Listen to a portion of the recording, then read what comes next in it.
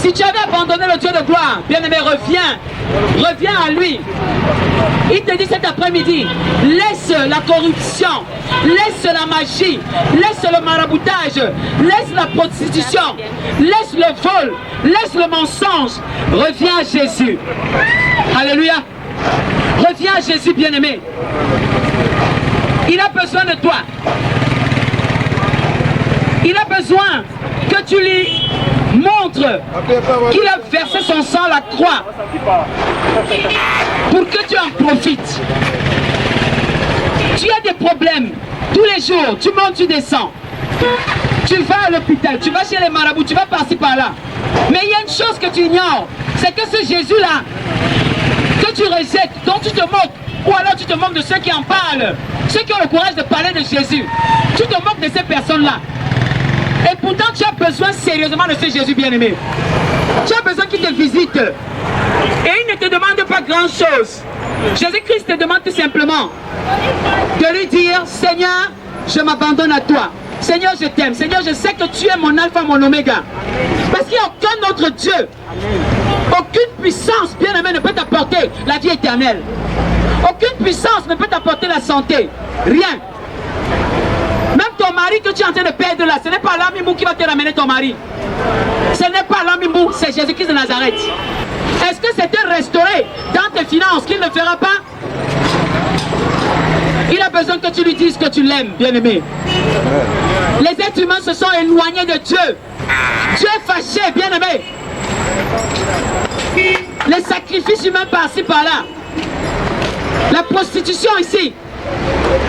L'homosexualité. Le lesbianisme, la corruption, tous ces mots, bien aimés, ça fait mal au cœur de Dieu. Le maraboutage, le satanisme à outrance, ça fait mal au cœur de Dieu. Cet après-midi, viens te dire je t'aime. Reviens, bien aimé. Tu es cette brebis perdue à qui Dieu parle. Et pendant que je suis en train de parler, le Seigneur me dit, il y a des jeunes filles. On vous a rejeté dans vos familles, vous êtes rejetés.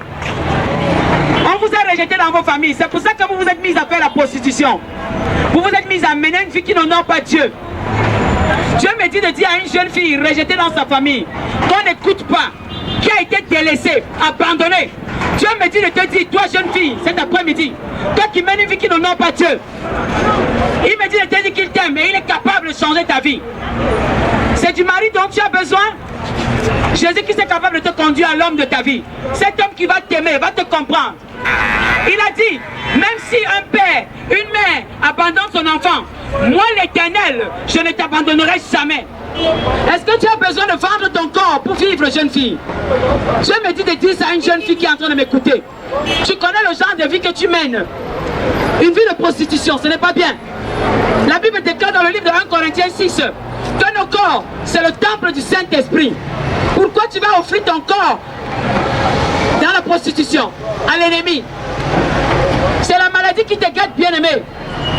Jésus-Christ de Nazareth te dit cet après-midi, abandonne cette prostitution.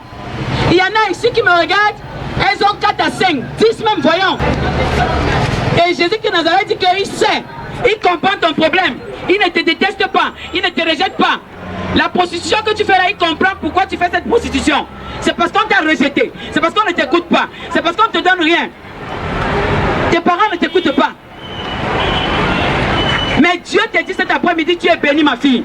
J'ai juste besoin que tu abandonnes ça et tu reviennes à moi. Tu es ma brebis et je t'aime.